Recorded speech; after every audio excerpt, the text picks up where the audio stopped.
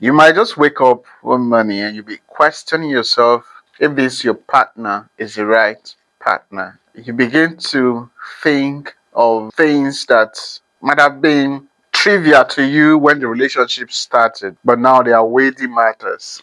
Weighty matters in the sense that you see them from a different perspective and you begin to ask yourself why you condone those things at the initial stage or why you ignore them at the initial stage. There might be red flags to you now, but when the relationship started, it was not red flags. So today we're going to be looking at the love cycle or the relationship cycle.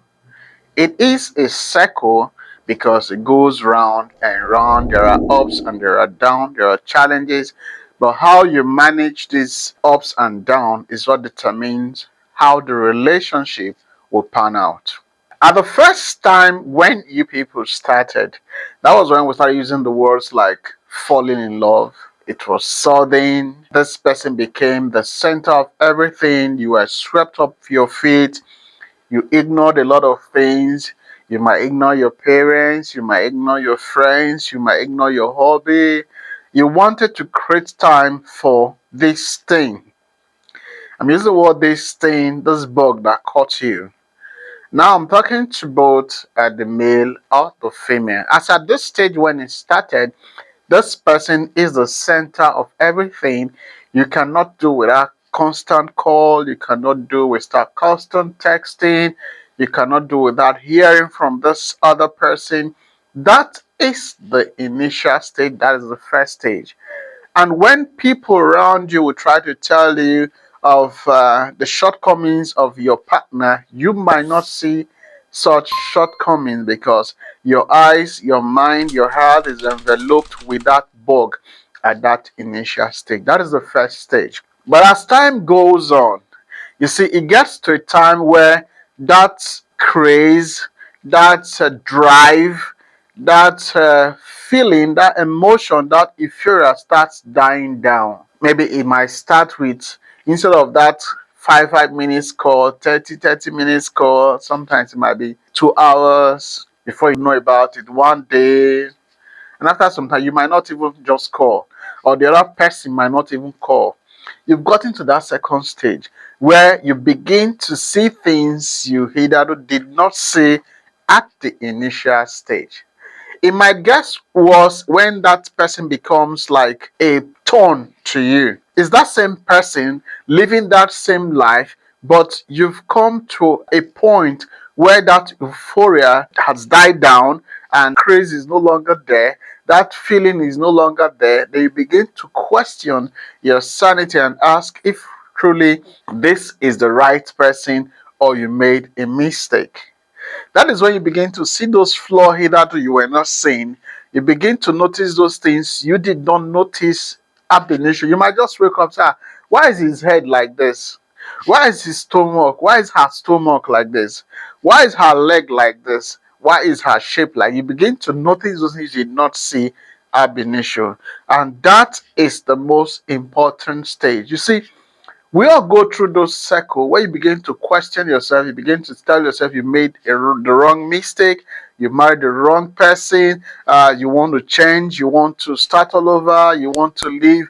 That is the important stage where you need to watch it, otherwise you're going to start that cycle all over again. What do I mean by starting that cycle all over again? When most relationship gets to this stage, some partner tends to opt out. They might be married, that's where you see divorce coming. They might not be married, that's when you see them break up. They might be married, that's where you see them going out, infidelity and the likes of them. That is the stage. But the irony of it all is this: if you opt out at that particular stage and start all over again, you're still going to go through that same cycle. As much time as you leave any relationship, your marriage or whichever, and start all over again, it starts same with that euphoria, that being swept off your face, that craze for love, and before you know what's happening, the cycle continues. So the question there is this: what do we do at this stage? You see, the love we profess is not enough to keep any relationship. The love we say we profess, or that euphoria or that being swept off our feet. Like we say, love is blind. Love is blind in the sense that most things that you see when you regain your consciousness or your sanity in that same context, you begin to see different things that you did not see before. What happens at this stage is very, very important. It tells if the marriage is going to work or if the relationship is going to move ahead or if it is going to break. I just said something now. I love you or I love you is not enough to keep any relationship or any marriage. It goes beyond love. It takes the work. We may need to put a lot of effort in maintaining that same zeal, that same drive. Otherwise, we are going to fall apart when the storm comes. Definitely, the storm will come. So it takes more than I love you. You need to commit to that relationship. You need to work at it because most times we tend to see the other partner as the problem. We tend to see the other party as the one that is at fault without knowing that it takes two to make it work. One person can destroy the relationship, but for the relationship to work, it must take the two party committing to making it work. And you can commit yourself to making it work by reinventing that wheel at all times. Which wheel are we reinventing? You're reinventing that wheel of I love you. You're reinventing that wheel of that euphoria, of that drive, of that craze for that your partner to be able to keep the relationship going. Sustaining the relationship is very, very important. Well, this is not to say that we cannot come to that point where we will not be able to sustain the relationship again. Like I said, it takes two to make the relationship work. It takes one to destroy it. It might get to a point where one of the party gets to this stage and start feeling this and becomes aggressive and becomes a threat to the life of the other partner. If it gets to that stage and that partner is not ready to commit to make it work, it is okay, the break. But the summary is this. It takes the two party to make it work. It takes commitment. It takes a lot of work to make it work.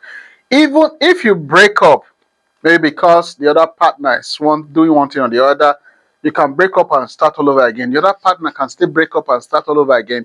But that does not guarantee that the new relationship you start will not go through that same cycle. So if your relationship is going through that cycle now, when you begin to ask yourself if you are in the right relationship, when you begin to question and ask if this is the right person, if you made the right decision, if your relationship is in that stage now, the onus is on you to look and see things that will make you rejuvenate that relationship. Like I said, provided it's not life-threatening, the other partner is not threatening, is not doing something that will destroy the life of the partner, you can make it work. It is just a cycle that goes round.